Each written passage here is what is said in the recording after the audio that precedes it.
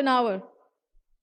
Almost superhuman conceptions whose originators can hardly be said to be mere men.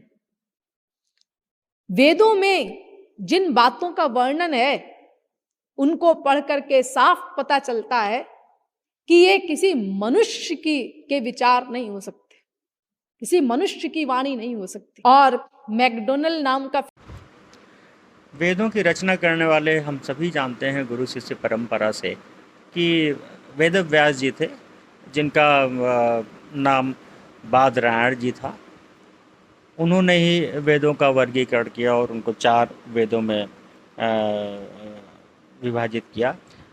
हालांकि जो सबसे पहला वेद था वो ऋग्वेद था, और चूंकि उन्होंने इसको संग्रहित किया था वो ऋचाओं के रूप में, इसीलिए वो ऋग्वेद उसका नाम पड़ा। और उसके बाद जिन वेदों की रचना हुई वो गुरु शिष्य परंपरा से सभी ये ज्ञान हम सभी को है कि यजुर्वेद की रचना इसके बाद जो हुई वो ऋषि वैशंपायन जी, जो कि वेदव्यास जी के ही शिष्य थे, उन्होंने लिखा। और फिर वैशंपायन के जो शिष्य थे उन्होंने भी एक यजुर्वेद की रचना की जिसका नाम था शुक्ल यजुर्वेद। वैशंपायन जी ने जो यजुर्वेद लिखा वो कृष्ण यजुर्वेद के नाम से हम जानते हैं। इन्हीं के एक जो शिष्य थे ऋषि याज्ञवल्क जी, उन्होंने शुक्ल यजुर्वेद की रचना किया। उसका कारण ये हो था कि कहते हैं कि आपस में मतभेद था, विरोधाभास था, वो ठीक था जो भी था।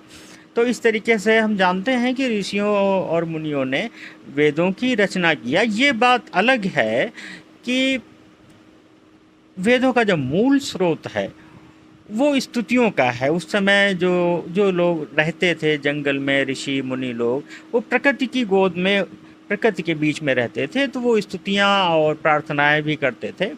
और इनके जो मेन प्रार्थनाएं होती थी वो जल, वर्षा, अग्नि, इन्हीं प्रकृति के को ये शक्ति के रूप में पूजते थे और स्तुतियाँ करते थे।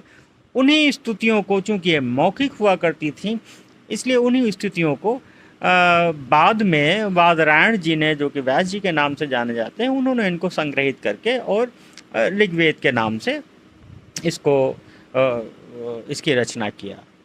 तो और उसके बाद फिर हर वेद में जो 4 वर्गीकरण हुए उसमें जो चौथा भाग होता है वो उपनिषद का होता है, और उसमें सभी ऋषियों का नाम है। तो अनुक्रमाणिका में भी सभी ऋषियों के नाम भी लिखे हुए हैं। तो हम ये कह सकते हैं कि वेद पौरुषेय भी हैं और अपौरुषेय भी हैं। अपौरुषेय इसलिए हैं क्योंकि जो वेदों की ऋचाओं का जो मूल स्रोत है वो मौखिक है, इसीलिए हम इनको श्रुतियों के नाम से जानते हैं।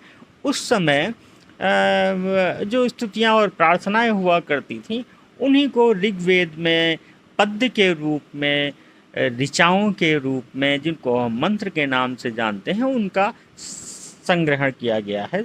और उसको करने वाले, उसको रचयिता हम जिनको जानते हैं वो व्यास जी हैं। तो एक बार जान लेने के बाद कोई विवाद ही नहीं रहता, फिर हमें किसी प्रामाणिकता की आवश्यकता नहीं होती है।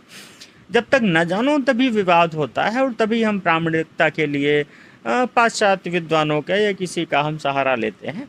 तो कोई ऐसी आवश्यकता नहीं है कि पौरुषेय थे या अपौरुषेय थे।